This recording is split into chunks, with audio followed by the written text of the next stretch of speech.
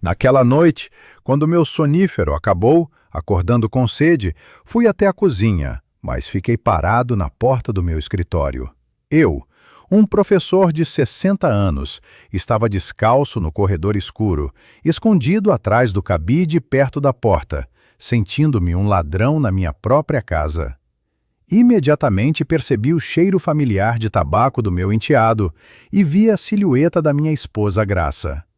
Eles vasculhavam o meu cofre, mas aparentemente não procuravam dinheiro. Ao me verem, assustaram-se como se tivessem visto um fantasma. Naquele momento, eu ainda não sabia o quanto estava perto da verdade. "Vitor", balbuciou Graça assustada, "por que você não está dormindo? Você deveria estar..." Ela se calou, mais tarde demais.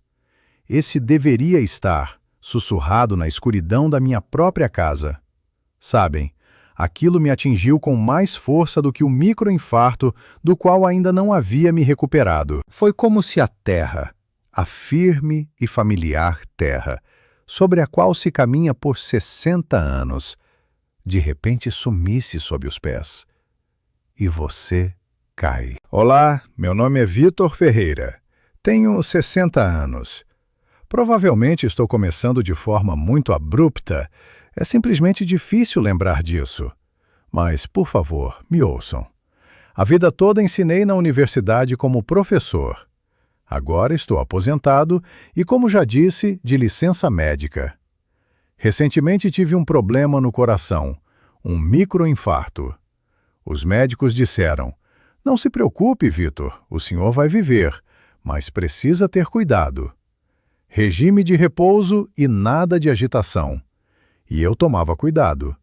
Pensava que toda a minha família cuidava de mim. Estou contando isso a vocês e até hoje não acredito que tenha acontecido comigo, no meu apartamento, com a minha família. E vocês, de onde estão me ouvindo? De qual cidade? De qual país? Espero que nem por toda parte existam famílias que dividem metros quadrados e rotinas, e que aconteçam essas rachaduras. Mas eu, naquela noite, ainda não sabia qual era o abismo que me esperava. Achei que era apenas um erro absurdo e vergonhoso. Tudo começou com a sede. Era madrugada, devia ser quase meia-noite. Acordei com a boca completamente seca. Sabem, isso acontece por causa dos remédios, uma secura viscosa e torturante. Estendi a mão para a mesinha de cabeceira. Normalmente havia água lá e meu sonífero. Bebi água, mas o vidro com os comprimidos estava vazio. Droga! Tinha esquecido completamente de comprar um novo. O médico havia me receitado esses comprimidos após o infarto. O coração estava remendado, mas o sono foi embora. Acordava 10 vezes por noite, me revirava e de manhã estava destruído. O doutor disse que o sono era o principal remédio e receitou algo forte, moderno. Disse: "O senhor vai dormir como um bebê, Vitor. Só não pule as doses." E o vidro estava vazio. Suspirei irritado. Graça, minha esposa, dormia ao lado. Respirava suave e tranquilamente. Tentei não fazer barulho. Levantei com cuidado, coloquei o roupão. Os pés foram sozinhos para a cozinha. Talvez encontrasse ali alguma valeriana, qualquer coisa. Nosso apartamento é comum, 3 quartos. Quarto, depois um longo corredor, à esquerda o escritório, na frente a sala, à direita a cozinha. Caminhava silenciosamente por esse corredor escuro, contornando os cantos por hábito. E quando cheguei à porta do escritório, fiquei paralisado. Havia uma fresta de luz sob a porta. Primeiro pensamento: esqueci de apagar. Mas não, antes de dormir sempre verifico. Segundo pensamento: a filha? Não. Nossa Leninha, 20 anos, estudante, morava no alojamento, além de que já era tarde. E então ouvi sussurros, baixos, abafados, mas nítidos. 2 vozes. Uma da minha esposa Graça, a outra do filho dela do primeiro casamento, o Bruno.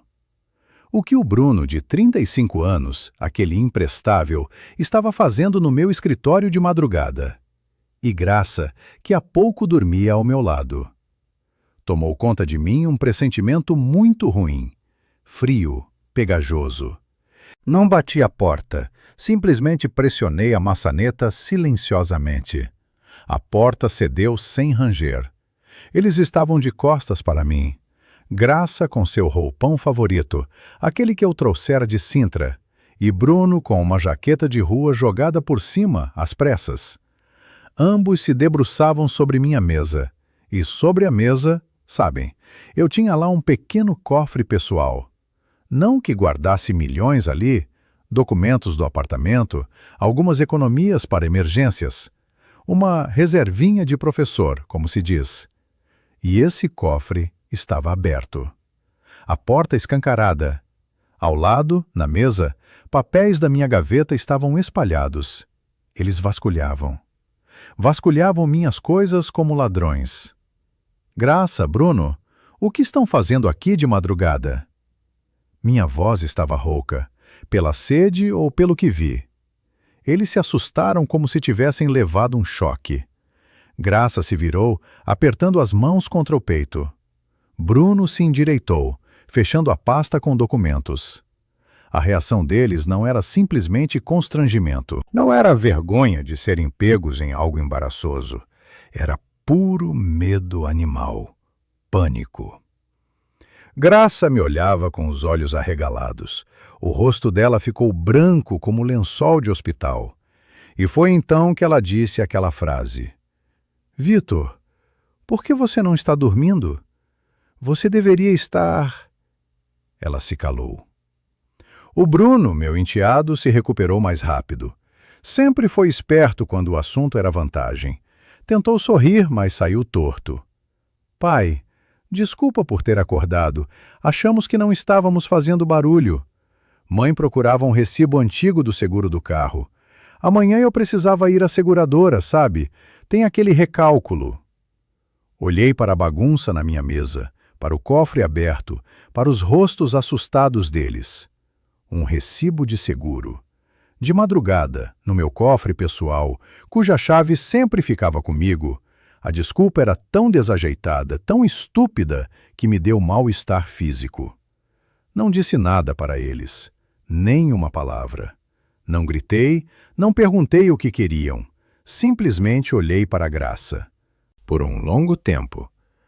Depois me virei, saí do escritório e fechei suavemente a porta atrás de mim. Voltei para o quarto, sentei na beira da cama.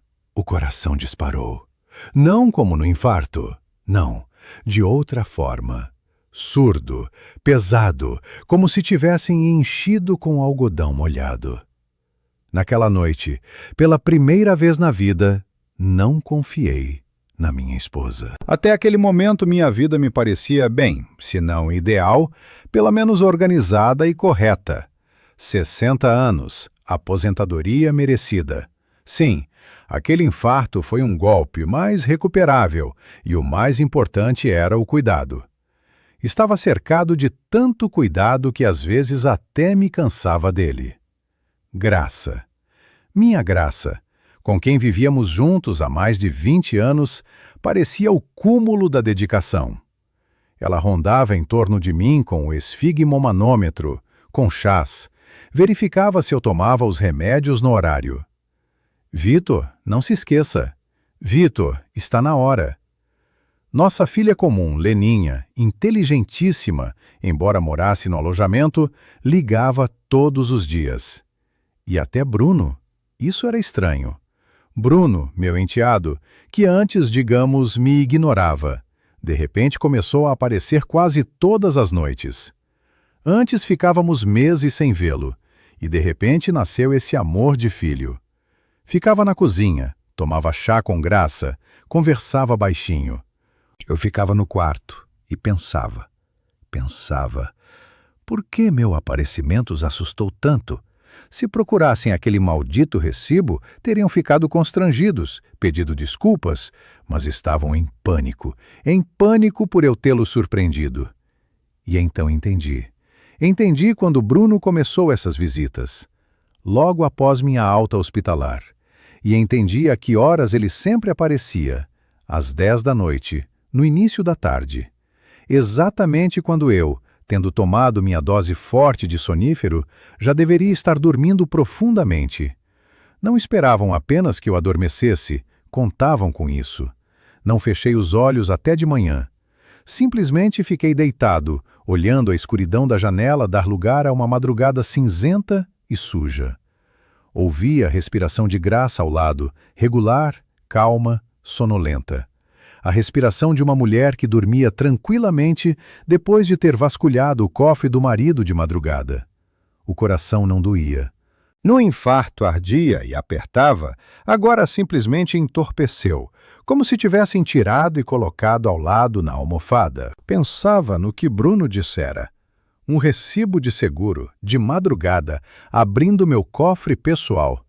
Nem se deram ao trabalho de inventar algo plausível. Por quê? Porque tinham certeza que eu estava dormindo. Porque eu deveria estar dormindo. Esse pensamento não me largava. Por volta das 7, Graça acordou, espreguiçou-se como se nada tivesse acontecido, viu que eu fitava o teto. Vitor, por que não está dormindo? Você não pode se agitar. Deve ter tido um sonho ruim. Virei a cabeça para ela. Ali estava minha Graça, 58 anos. A mesma mulher com quem criamos Leninha. A mesma que segurou minha mão no hospital 2 semanas atrás. Mas eu via outra coisa. Via seu rosto branco de medo na luz fraca do abajur do meu escritório. Estou bem, disse eu. Minha voz estava mecânica. Só acordei cedo. Foi a primeira mentira, simples, cotidiana, mas ela se instalou entre nós como gelo. Fica deitado, fica. Ela se levantou, colocou o roupão, aquele mesmo de Sintra. Vou fazer um cafezinho. Quer que eu traga na cama? Sim, disse eu. Ela foi para a cozinha e eu a observei. Minutos depois, o cheiro de café se espalhou pelo apartamento. Forte, com canela. Sempre adorei o café que Graça fazia. Hoje esse cheiro me pareceu estranho. Ela entrou com a bandeja, a xícara fumegando, e ao lado no pratinho havia 2 comprimidos, os meus matinais, para a pressão e para o sangue. Toma seus comprimidinhos, Vitor, não esquece, você precisa de rotina. Rotina. Olhei para aquelas pílulas na minha palma, amarela e branca. Antes as engolia sem olhar, tomava com café. Agora as olhava e dentro de mim crescia um frio pegajoso.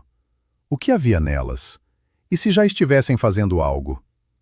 Vitor, o que foi? Graça me olhava com preocupação. Está pálido. Quer medir a pressão? Não. Sacudi a cabeça, tentando afastar aquele pensamento absurdo. Não, está tudo bem. Engoli os comprimidos. Me forcei. Absurdo. Isso é paranoia. Sou apenas um velho doente que está se enlouquecendo. Bem, vasculharam. Talvez precisassem realmente de dinheiro. Talvez o Bruno tivesse problemas de novo. E Graça, como mãe, decidiu pegar da minha reserva para ajudá-lo, sem me contar por medo. Seria desagradável, seria roubo, mas pelo menos compreensível, pelo menos não tão assustador quanto o que começava a surgir nos meus pensamentos. Tomei o café. Graça ficou ao lado, tagarelando sobre pequenas coisas do cotidiano. O encanador que precisava ser chamado, que a Leninha tinha provas em breve. A propósito, disse ela, como que de passagem. Bruno apareceu ontem, já era tarde, você estava dormindo. Outra enrolação com o seguro dele. Eu procurava o recibo. Ela disse isso com tanta naturalidade, olhando diretamente nos meus olhos. Nem corou, simplesmente repetiu aquela mentira absurda que haviam inventado na madrugada. Ou seja, combinaram. Decidiram que eu ou não me lembrava de nada ou engolia a isca. Acenei com a cabeça. Encontrou? Sim, ela respondeu com a mesma leveza. Nos papéis velhos, na sala. Para que acordar você por bobagem? Na sala. Não no meu escritório. Não no meu cofre escondido. Naquele momento entendi. Me consideravam um velho decrépito, doente, fraco, que não raciocina mais, para quem se pode mentir na cara dura enquanto ele toma seu café matinal. Assim que Graça foi ao mercado, me tranquei no escritório. Sentei na minha mesa. Tudo estava perfeitamente arrumado. Os papéis em pilhas ordenadas, o cofre fechado. A chave, como sempre, na gaveta sob a agenda. Haviam arrumado tudo com cuidado, como se nada tivesse acontecido, como se eu houvesse sonhado. Mas eu sabia que não. As mãos me tremiam levemente quando disquei o número de Lena. Ela atendeu após 3 chamadas, voz sonolenta, mas alegre.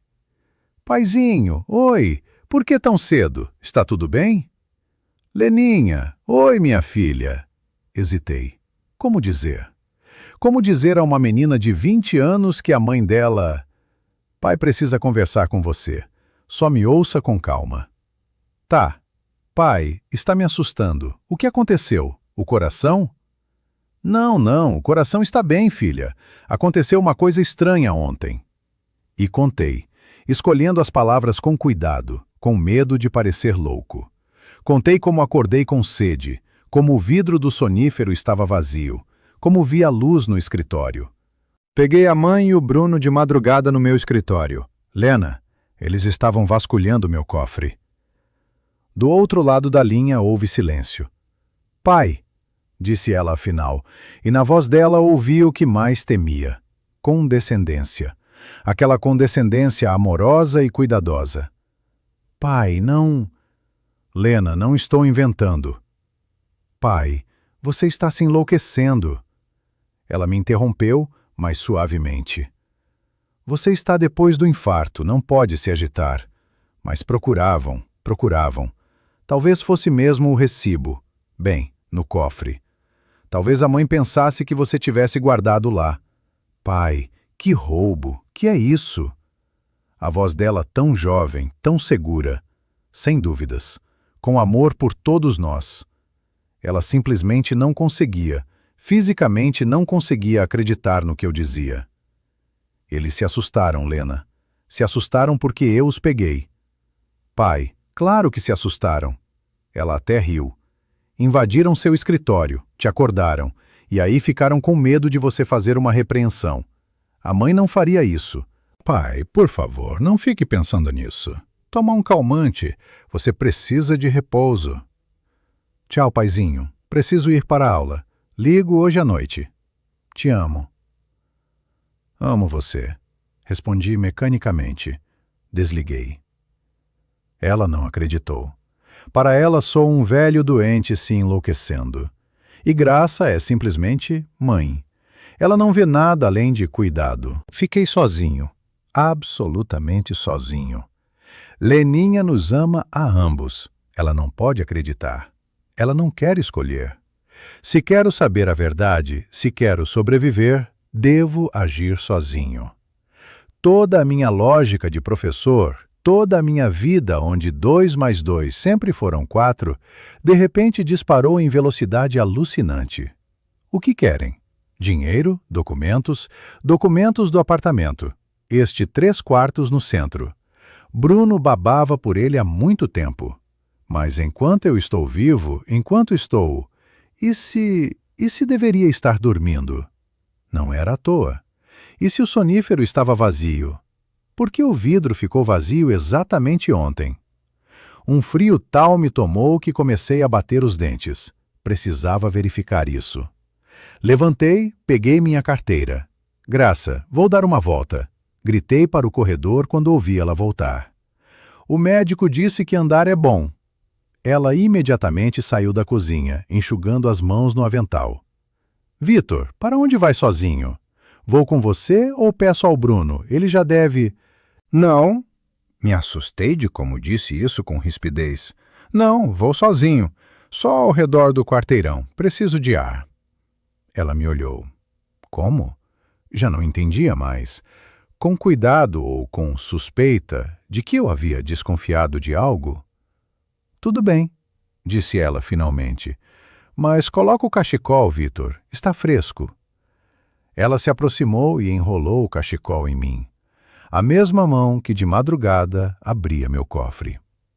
Saí para a rua. Outono úmido e encharcado, vento frio na cara. Cheguei à farmácia da esquina. Por favor, esse sonífero aqui. Estendi ao farmacêutico o vidro vazio que trouxera de casa. Sim, claro, como de costume. Uma embalagem? Comprei uma nova embalagem cheia, exatamente igual. E quando voltava para casa, apertando aquela caixinha no bolso, já havia maturado na cabeça um plano. Terrível, absurdo, mas o único correto. Precisava me fingir. À tarde, Graça entrou no quarto como um relógio. Vitor, tomou o comprimido? Não se esqueceu? Ela estava na porta, tão familiar, de roupão. Sim, querida, obrigado, já tomei. Menti, olhando diretamente nos olhos dela. Ela sorriu. Ótimo, dorme, querido. Não tomei. O comprimido da embalagem nova estava sob minha língua. Quando Graça saiu, cuspi e joguei no ralo. Deitei, fechei os olhos e fiquei esperando. Não sabia exatamente o que esperava, mas sabia que viriam. Esperava, fingindo dormir. E tinha medo. Meu Deus, que medo eu tinha do que precisava ver. Ficar na cama fingindo dormir quando seu coração dispara de tal forma que parece dar para ouvir da cozinha. Isso, digo a vocês, é uma tortura pior do que qualquer dor física. Fiquei sem respirar, ou seja, claro que respirava, devagar, de forma regular, como deve ser quem dorme. Forcei meu organismo sexagenário pós-infarto a obedecer. Inspirar, expirar, regular, calmo, e por dentro tudo em mim gritava. Graça, depois de me dar boa noite, saiu. Ouvi ela ir para a cozinha, bater uma xícara, ligar a água, depois a televisão na sala foi ligada. Bem baixinho, alguma novela. Era tudo tão mundano, tão normal. A esposa assiste televisão, o marido cardíaco foi dormir. E desta normalidade eu ficava ainda mais assustado. Será que fiquei louco? Será que eu, velho professor, inventei um romance policial? Talvez fosse melhor ter tomado o comprimido? Fiquei deitado 1 hora, ou talvez 10 minutos. O tempo virou uma gelatina densa. Ouvia cada farfalhar. O assoalho rangeu no corredor. Era Graça indo ao banheiro. A água jorrou de novo. Ela se lavava antes de dormir. E então, ouvi um clique suave da fechadura da porta de entrada. Quase imperceptível. Se eu estivesse dormindo, jamais acordaria. Mas eu não estava dormindo. Bruno. Ele veio mesmo. Então eu estava certo. As visitas noturnas deles não eram coincidência. Ouvi um sussurro abafado no corredor. A voz de Graça, a voz de Bruno. Não foram para a sala. Ficaram na cozinha. Fiquei petrificado. A luz da lua caía fracamente da janela na mesinha. Via nela a silhueta do copo d'água e ao lado o novo vidro com sonífero. Aquele que comprara hoje de dia. Minha isca. Meu Deus, no que eu estava pensando? Que plano? Simplesmente fico aqui como cordeiro para o abate, esperando o que vem a seguir. E se entrassem agora e eu engolisse? A porta do quarto rangeu suavemente. Entraram. Só senti o ar do quarto se mover e o cheiro de Bruno. Ele sempre cheirava a colônia cara e tabaco. Esse cheiro preencheu o quarto. Ficaram na soleira, prestando atenção. Está dormindo. Era o sussurro de Graça, tão baixo que mal consegui entender. Como pedra. Bruno respondeu igualmente baixo. Vai logo, para que está parada? Ouvi passos suaves no tapete. Aproximaram-se da cama, do meu lado da cama. Fiquei de frente para a parede, mas ligeiramente virado. Arrisquei e abri um olho bem de pouquinho, por entre os cílios. Na luz baça da lua via as silhuetas deles. 2 manchas escuras se debruçando sobre mim. Não, não sobre mim, sobre a mesinha. Vi como Graça, minha Graça, estendeu a mão e pegou o meu novo vidro cheio de sonífero, aquele que comprara hoje na farmácia. Sua mão ficou parada por 1 segundo, e Bruno. Bruno enfiou a mão no bolso da jaqueta e tirou alguma coisa. Passou para Graça. Não podia estar enganado. Mesmo naquela escuridão, via claramente. Era um vidro exatamente igual, idêntico, forma, tamanho, tampa.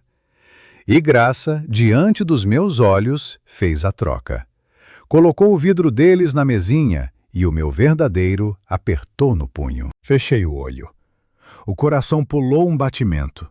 Depois entrou em pânico acelerado. Ficaram ali mais um segundo.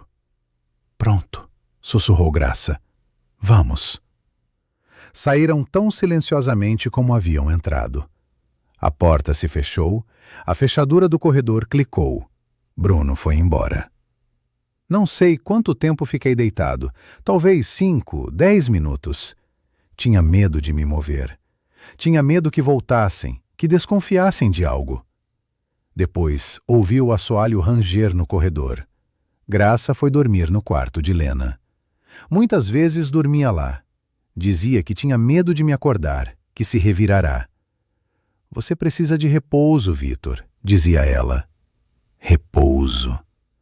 Lentamente, muito lentamente, me sentei na cama. Eu tremia. Não, me sacudia, com tremor grosso e calafriante. As mãos me sacudiam sem parar. Olhei para a mesinha. Ali estava o vidro, no lugar, como se nada tivesse acontecido, esperando sua hora. Esperando que eu acordasse com sede e decidisse que precisava dormir. Estendi a mão trêmula e o peguei. Estava cheio. Sacudi.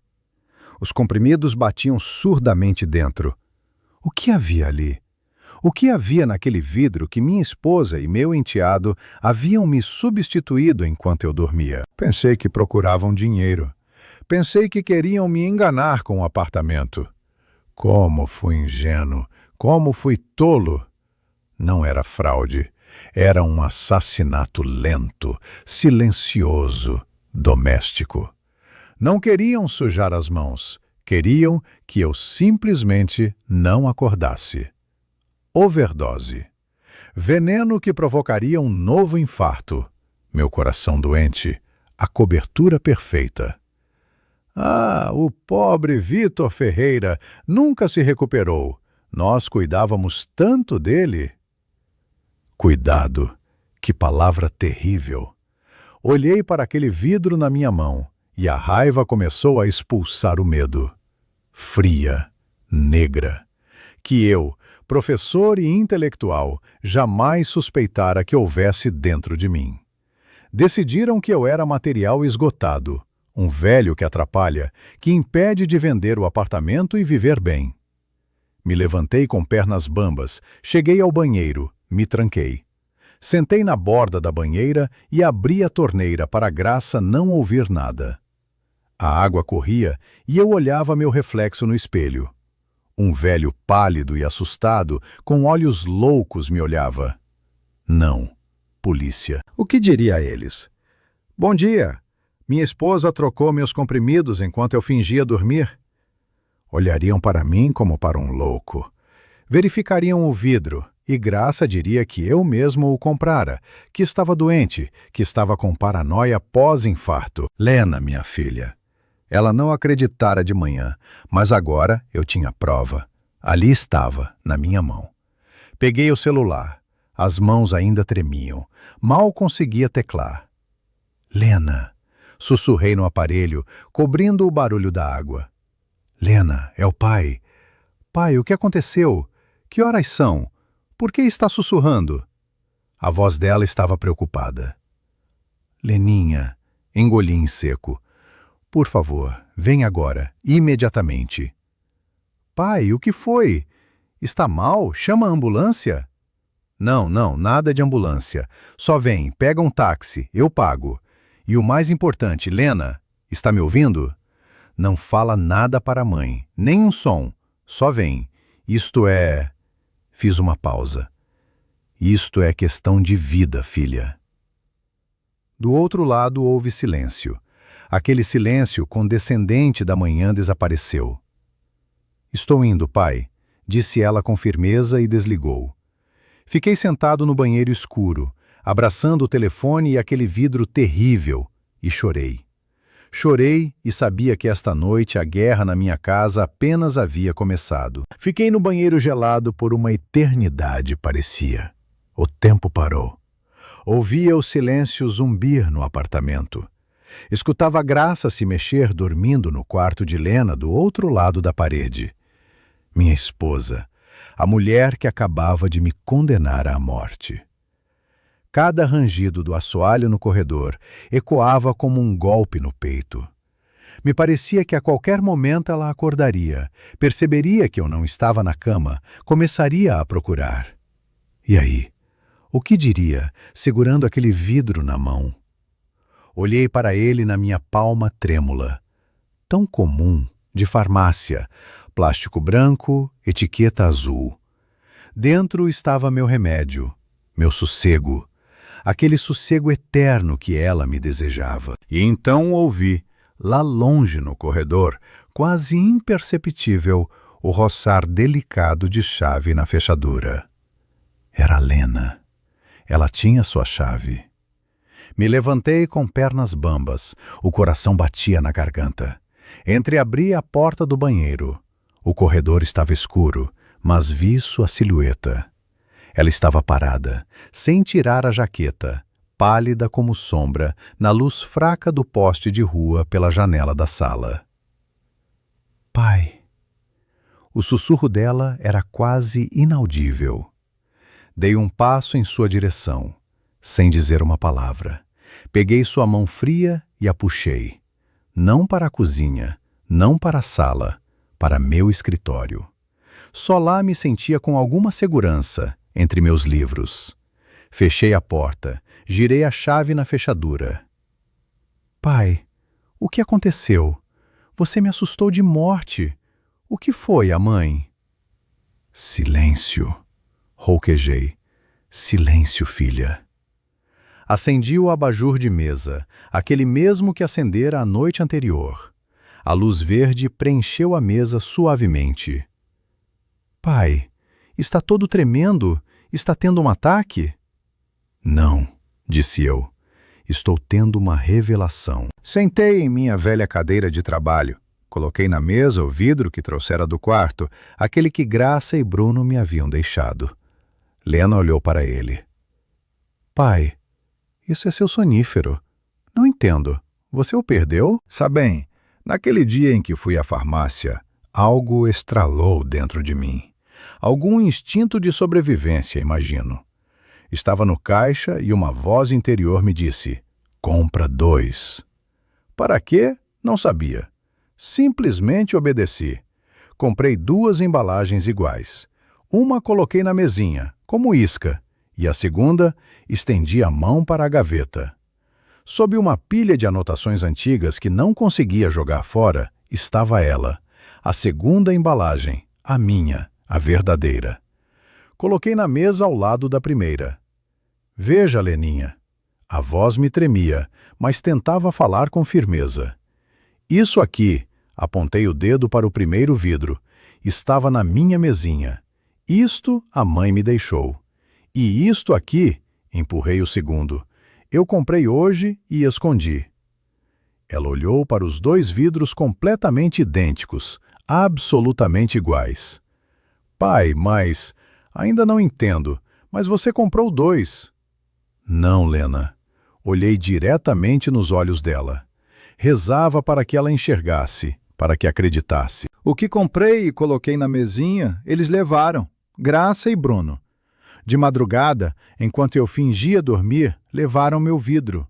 E este, apontei novamente para o primeiro, eles me colocaram no lugar. Lena ficou calada. Olhava para os 2 vidros. Aquela condescendência da manhã, aquela segurança adulta de que papai estava se enlouquecendo. Tudo isso ia sumindo do rosto dela como cera derretendo. Pai, ela sussurrou, o que você está dizendo? Estou dizendo, Lena, que neste vidro há veneno, ou dose letal, algo que vai fazer meu coração doente simplesmente parar. silenciosamente, durante o sono, como deveria ser. Deveria estar. Aquela frase de Graça voltou a ressoar nos meus ouvidos. Lena estendeu devagar a mão. Não tocou nos vidros. Simplesmente manteve a palma sobre eles. E então ergueu os olhos para mim. Neles não havia mais dúvida. Havia terror. A mãe, ela exalou. E o Bruno? Eles querem me matar, filha. Por causa do apartamento, por dinheiro, não sei. Só sei que eu os atrapalho. Achei que ela choraria, gritaria, entraria em histeria. Minha menina de 20 anos. Mas me enganei. Vi como o terror nos olhos dela foi substituído por outra coisa. Algo frio e duro como aço. Nunca tinha visto nela esse olhar. Eles querem te matar. Não foi pergunta, foi constatação. Ela pegou aquele vidro, abriu a tampa e cheirou. Não tem cheiro, disse ela sombriamente. Com cuidado, Lena. Precisamos ir à polícia, disse eu, embora entendesse toda a absurdidade disso agora. Não. Lena foi categórica. Olhou para mim com aquele novo olhar de aço. Não, pai. E o que vamos dizer a eles? Você vai mostrar isso. Ela apontou para o vidro. Eles vão chamar a mãe. E sabe o que ela vai dizer? Que você está doente, que está com paranoia pós-infarto, que você mesmo comprou esses comprimidos em 2 farmácias diferentes e agora está delirando. Ela vai chorar e vão acreditar nela. E você, pai? Na melhor das hipóteses, vão te mandar para avaliação. Ela tinha razão. Uma razão aterrorizante. Graça encenaria tal tragédia que eu mesmo acabaria culpado. Mas então o que fazer, Lena? Me sentia tão velho, tão impotente. Lena fechou o vidro envenenado, apertou firme na mão. Não podemos deixar que percebam que sabemos. De jeito nenhum, ela disse. A voz era uniforme, quase sem emoção. Ela pensava. Este vidro, ela ergueu. Eu levo. É a principal prova. Vamos mandá-lo para a perícia, mas em segredo. E na mesinha? Perguntei. Ela vai ver que está vazio. Não. Lena sacudiu a cabeça.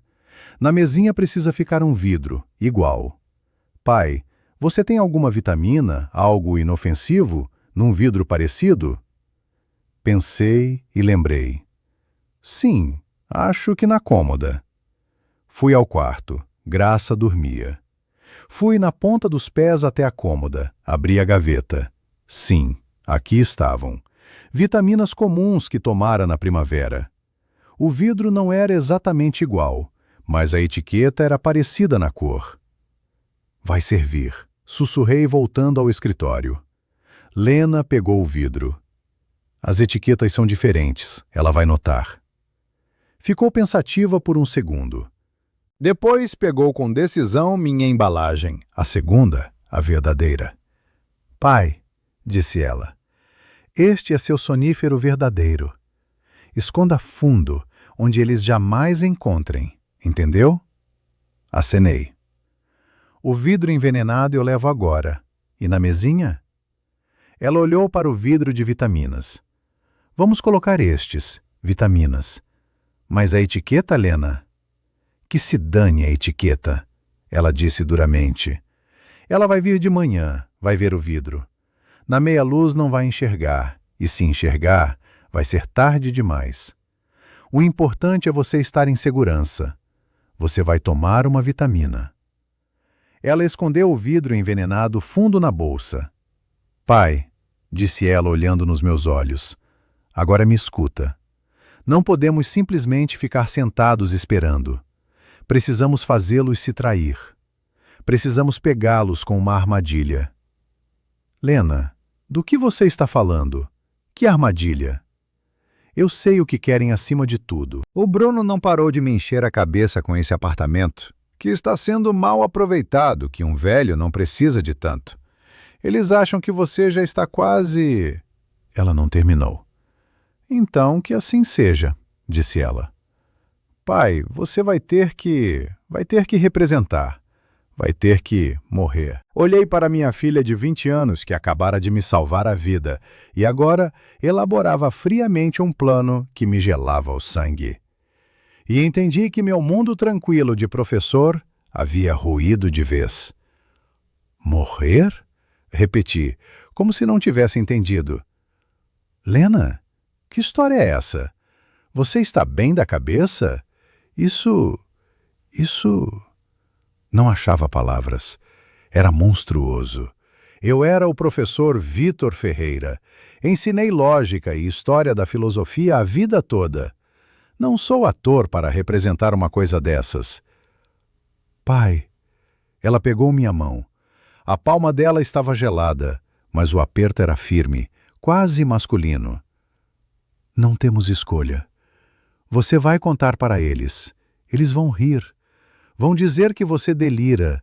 E a mãe? A voz dela tremeu nessa palavra. A mãe vai topar.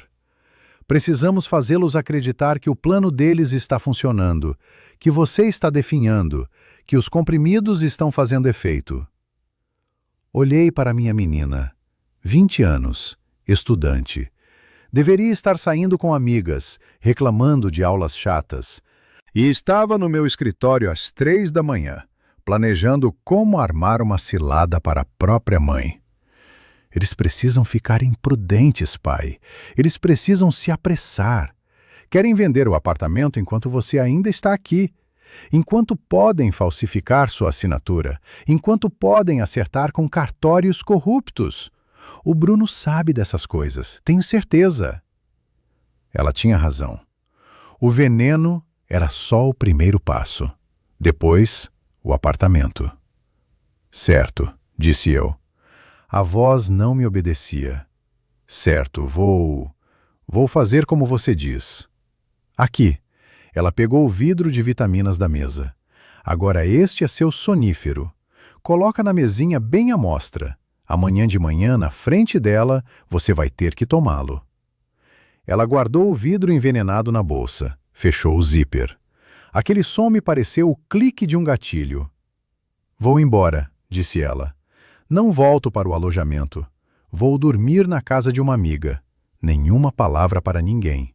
Amanhã ligo para eles e começo minha parte. Ela me abraçou com força, desesperadamente. Pai, aguenta, você não está sozinho. Ela foi embora tão silenciosamente como havia chegado. Fiquei no escritório, peguei o vidro de vitaminas. Trocar a etiqueta seria inútil. Lena tinha razão. Graça não ia olhar com atenção.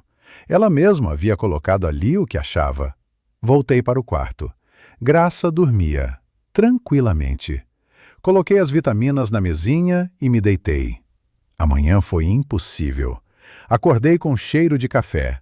Tudo como sempre. Mas o mundo estava de cabeça para baixo. Graça entrou com a bandeja, sorrindo. Bom dia, Vitor. Como dormiu? Como dormi? Olhei para ela com olhos turvos. Me esforcei para respirar pesado. Não muito bem, rouquejei. Está tonto. Ela imediatamente colocou a bandeja nos meus joelhos, os olhos dela.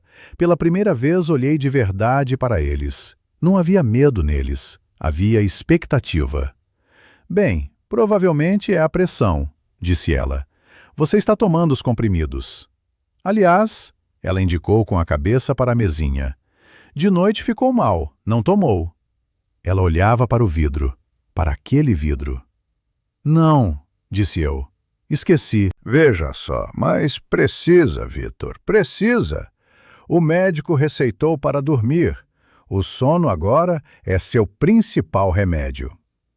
Ela dizia isso olhando nos meus olhos. Sim, disse eu submissamente. Você tem razão. E na frente dela, peguei o vidro de vitaminas. As mãos me tremiam, desta vez de verdade.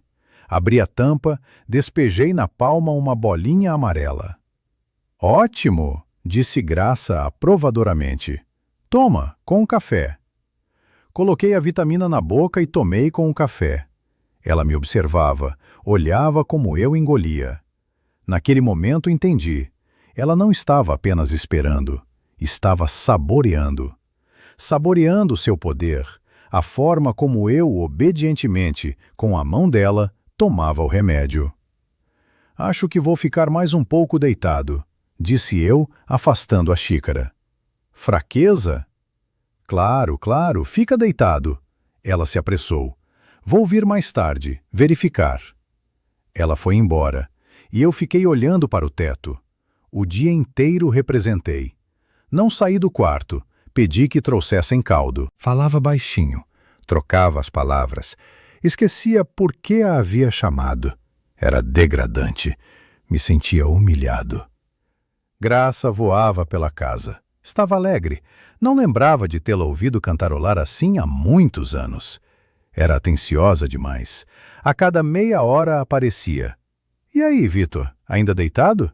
Certo, fica, descansa. Esperava. Esperava que os comprimidos começassem a fazer efeito de verdade. Perto do fim da tarde, tocou o telefone. Graça estava na cozinha, mas ouvi quando ela atendeu. Era Lena. Me preparei. Havia começado. Não ouvia o que Lena dizia, só ouvia a voz de Graça. Leninha, o que foi? Aconteceu alguma coisa? Na voz dela havia uma preocupação tão sincera que não sei, juro que acreditaria. Calma, o que houve com o pai? Pausa, ela ouvia. Como não reconheceu, Lena? O que você está dizendo? Ela ouvia mais e o tom dela foi mudando. A preocupação ia embora. Sim, entendo. Para você está sendo difícil. Eu disse, minha filha, o estado é grave. E então ouvi. Compradores. A voz de Graça ficou baixa, comercial. Que compradores, Lena? Ela ouvia por muito tempo. Empresários sérios, ela repetia. Exatamente hoje? Bem, Lena, não sei se é conveniente. Ele está... Fez uma pausa.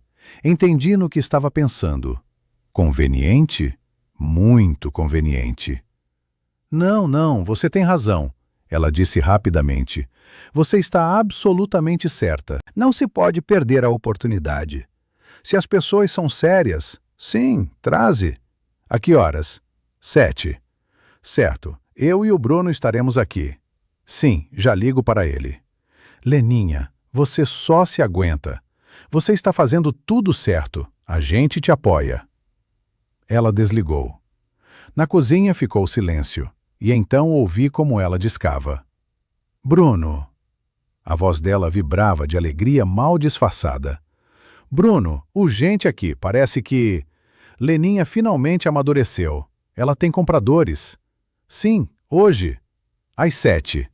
Silêncio. Fiquei deitado na minha cama, no meu quarto, no apartamento que daqui a 2 horas viriam comprar. E eu devia representar o definhamento. Sabem, naquele momento já não tinha mais medo, sentia repulsa.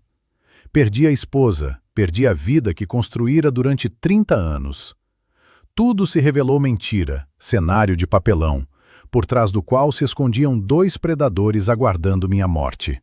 Era velho, doente, enganado. Mas olhei para minha filha de 20 anos, pálida, exausta, com aquela espinha dorsal tão firme e inflexível por dentro.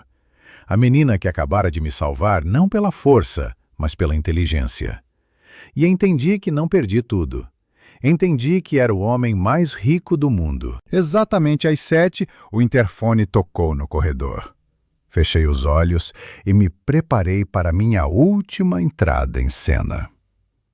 Fiquei com os olhos fechados, atento a cada som. O toque no corredor soou como um tiro de largada. Depois ouvi Graça correr para abrir. Leninha, entrem, por favor. Ai, como foram rápidos! A voz de Graça era melosa, hospitaleira. Boa noite. Soou um baritonismo masculino desconhecido, calmo e profissional. Viemos pelo anúncio da Helena sobre o apartamento. Sim, sim, claro, entrem, tirem os sapatos. Bruno! Ela gritou. Bruno, vai receber! Bruno, que aparentemente já há 10 minutos ficava no corredor esperando, respondeu prontamente.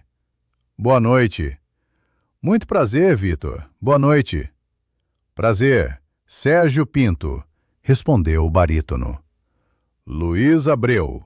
Soou outra voz masculina, ligeiramente mais aguda, mas igualmente segura. Ouvi como entraram.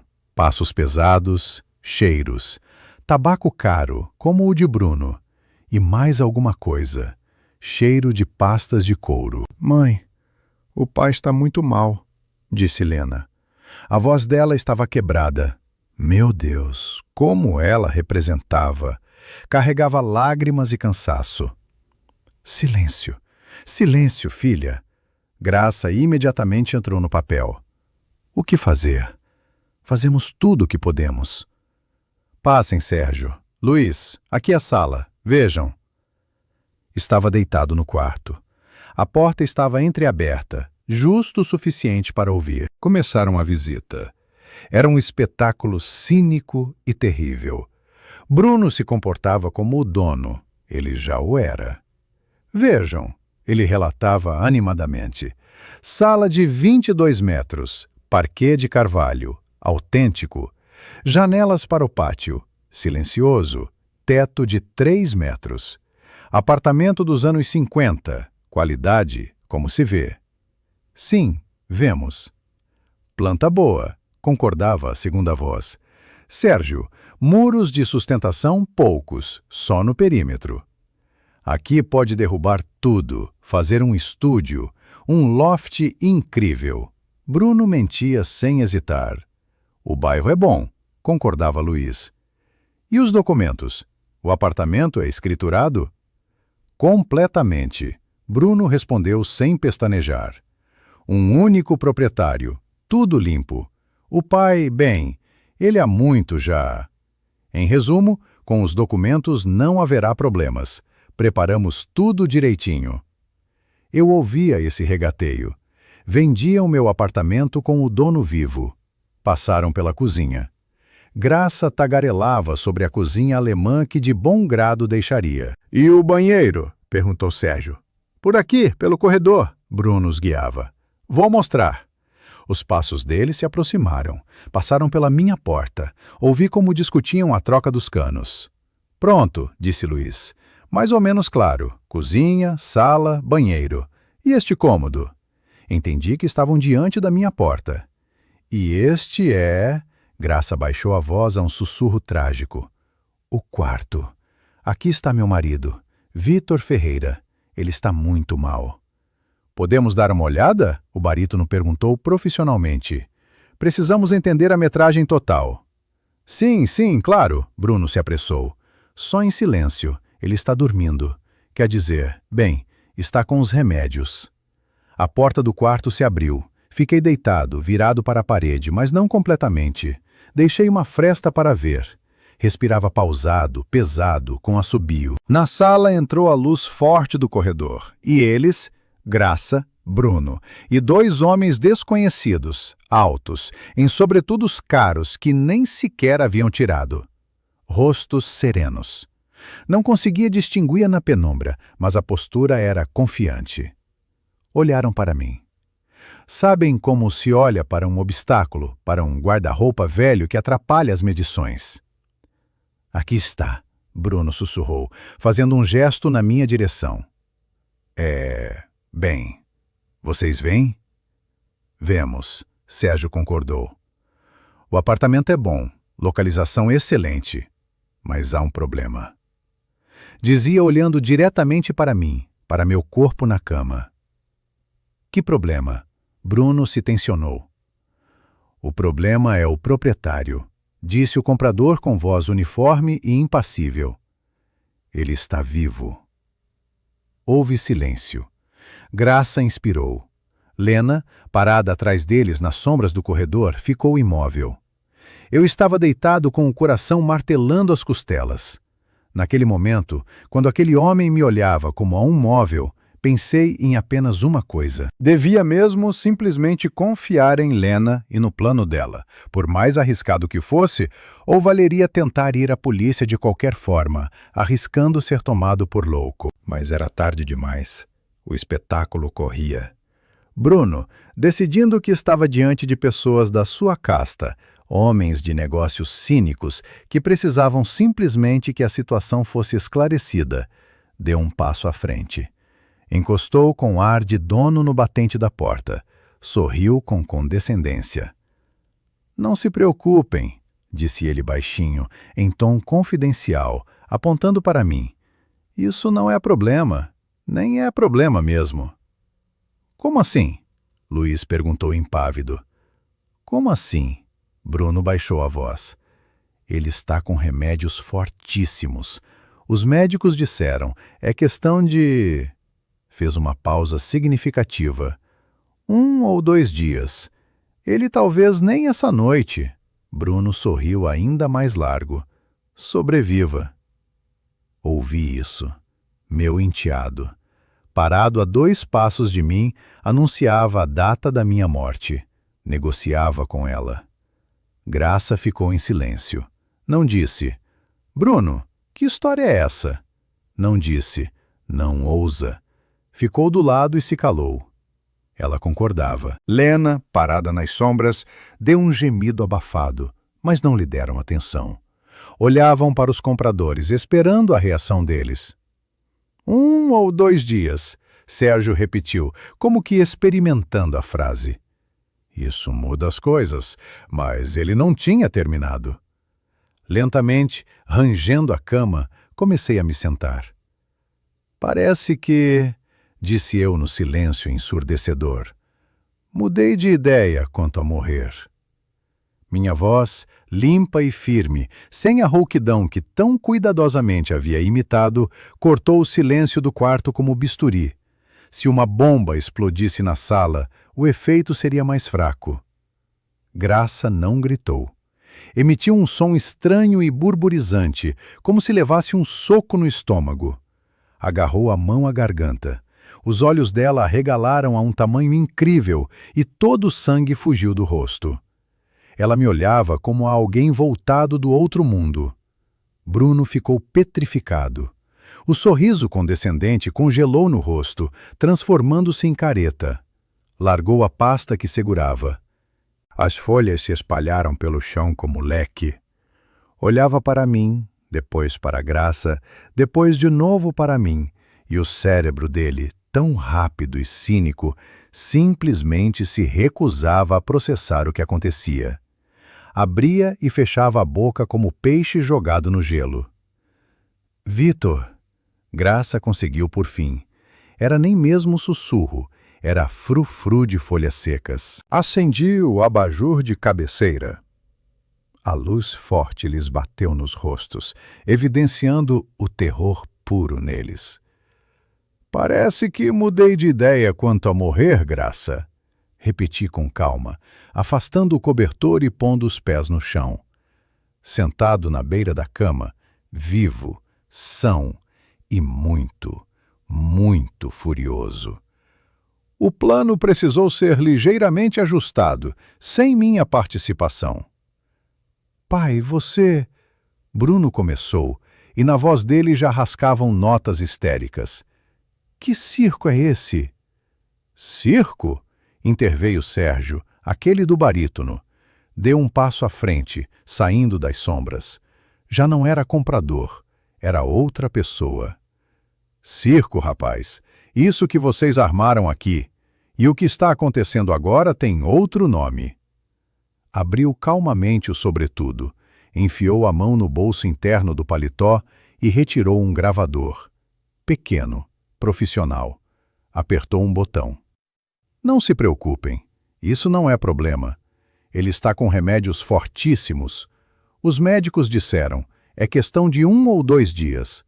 Ele talvez nem essa noite sobreviva." A voz de Bruno, tão autossuficiente, tão imunda, preencheu o quarto. Graça desmoronou. Começou a escorregar para o chão, agarrando-se ao batente. "O que é isso?" Bruno berrou.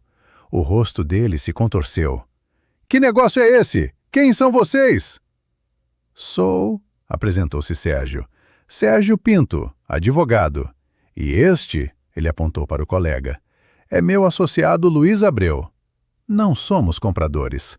Somos, digamos, uma equipe de registro. Vocês nos provocaram, Bruno gritou, tentando recuperar o chão sob os pés. Isso é uma armadilha, é ilegal, vou reclamar. Reclamar? Luiz esclareceu tranquilamente, dando um passo à frente. De quê? De que há pouco, na presença de 2 testemunhas, o senhor informou sua total convicção na morte iminente do dono do apartamento que tenta ilegalmente destituir de sua propriedade? De que a senhora, ele olhou para a Graça, como esposa, não impediu isso, mas estimulou? Vocês não provarão nada. Bruno olhou em volta com um olhar fugitivo. São só palavras. Ele é um velho doente. Apontou o dedo para mim. Está delirando. Ele mesmo. Palavras não são suficientes. Soou a voz baixa, mas firme de Lena. Ela saiu do corredor para o quarto. Ficou entre mim e eles. Ergueu a mão. Na mão, cerrada no punho, estava aquele vidro, o branco com etiqueta azul, o envenenado. E isto, ela disse, não olhando para Bruno, mas diretamente nos olhos da mãe. Para a perícia vai ser suficiente. Este foi o finale. Se o gravador fora um golpe, o vidro na mão de Lena foi o tiro de misericórdia. Graça olhou para o vidro, para mim, para Lena. Toda a vida dela, todo o cuidado cuidadosamente encenado, toda a mentira, tudo ruiu em 1 segundo. Já não era esposa dedicada, era uma envenenadora apanhada. Ela tapou o rosto com as mãos e simplesmente escorregou pelo batente para o chão. Não chorava, uivava, de forma terrível, como um animal ferido. O que você fez? Bruno rosnou, olhando para Lena. Salvei a vida do meu pai. Ela respondeu com desprezo frio. E você? Ela apontou para a mãe. A estava matando junto com ela. Não é verdade! Bruno berrou. Tudo foi ele! Ele enlouqueceu! Ele armou isso! São as vitaminas dele! Lena, reconsidere! Era a nossa chance! A gente ia... Cala a boca, Bruno! Sérgio ordenou. Simplesmente cala a boca. Cada palavra sua agora trabalha contra você e contra ela. Ele apontou para a Graça em pranto. De um ponto de vista jurídico, Luiz continuou serenamente. Temos, primeiro, gravação de áudio confirmando o conluio de um grupo de pessoas com o objetivo de se apoderar de propriedade. Segundo, ele apontou para o vidro na mão de Lena. Prova material que, conforme entendemos, será enviada à perícia toxicológica. O conteúdo deste vidro, mais o depoimento de Vitor Ferreira sobre a troca, mais o diagnóstico de microinfarto, tudo isso configura um dispositivo muito feio. Tentativa de homicídio cometida por grupo de pessoas em conluio prévio. Penas muito, muito sérias. Bruno murchou. Todo o seu cinismo, toda a sua audácia, tudo desapareceu. Ficou pálido, mole. Entendeu que era o fim. Não queríamos isso, ele balbuciou. Mãe, diz para eles. Mas Graça não conseguia dizer nada. Sentada no chão do corredor, se balançava de um lado para o outro. Sérgio me olhou. Vitor, podemos chamar a polícia agora mesmo. A viatura chega em 10 minutos. Levam ele e ela. Olhei para a Graça, a mulher com quem convivera 30 anos. A mulher que um dia amei, a mãe do meu filho. Sentada no tapete encardido do corredor, miserável, destroçada. Não, disse eu. Não precisamos da polícia. Lena me olhou com surpresa. Bruno com um lampejo de esperança. Não é preciso, repetiu Lena, terminando por mim. Ela entendeu. Olhou para a mãe, por um longo tempo, pesadamente. Levanta, disse ela para Graça. Levanta e vá embora. Graça ergueu para ela o rosto banhado em lágrimas. Leninha, minha filha. Vai embora. Lena repetiu com voz glacial. Agora mesmo. Pega ele, ela apontou para Bruno, e saiam deste apartamento para sempre. As coisas depois colocamos do lado de fora para você. Vão embora. Bruno foi o primeiro a se recompor. Entendeu que lhes davam a liberdade, um presente, a chance de não ir preso. Mãe, levanta. Ele a puxou bruscamente pelo braço.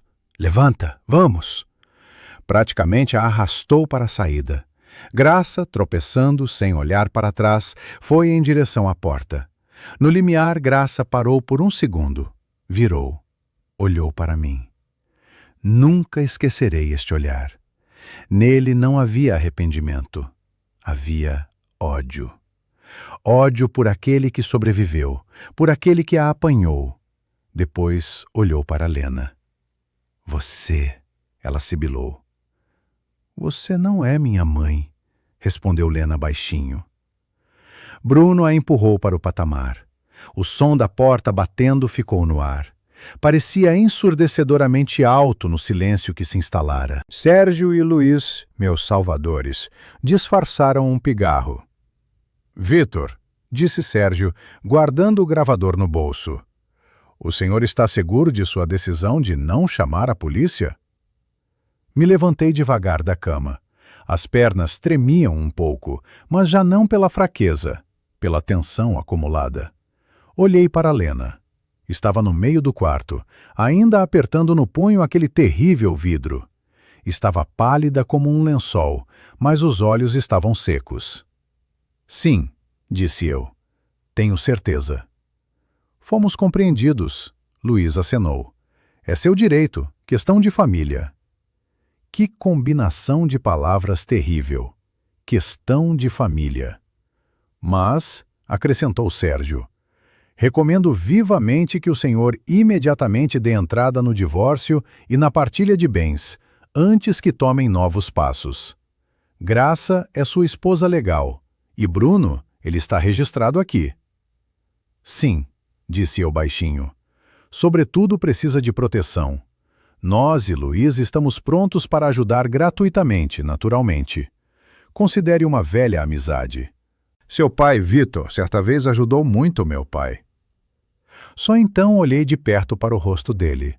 Sérgio Pinto, filho daquele mesmo Pedro Pinto, meu colega de departamento, a quem certa vez ajudei com a pós-graduação. Meu Deus, como o mundo é pequeno. Não sabia que era você, murmurei. Lena nos encontrou pelos contatos universitários dela. Ele sorriu suavemente. A senhora tem uma filha genial. Ela fez tudo direitinho. Estendeu para mim o cartão de visita. Ligue a qualquer momento. E agora, ele olhou para o relógio. Precisamos ir. Nossa missão está cumprida. Lena, ele acenou para ela. Cuide-se. Foram embora quietos, profissionalmente. Ficamos a sós, eu e Lena. Ficamos parados no meio da sala, naquela mesma onde Bruno descrevia animado o parquet de carvalho e o loft incrível. No chão jaziam as folhas da pasta dele, plantas, extratos, lixo. O silêncio no apartamento, há pouco cheio de mentiras, agora ressoava. Pesava nos ouvidos. Era o silêncio de uma verdade terrível, queimante. Olhei para Lena. Ela devagar abriu o punho. O vidro com veneno estava na palma. Ela silenciosamente foi para a cozinha. Eu atrás. Ela abriu a lixeira, mas depois parou. Não, disse ela. Assim não.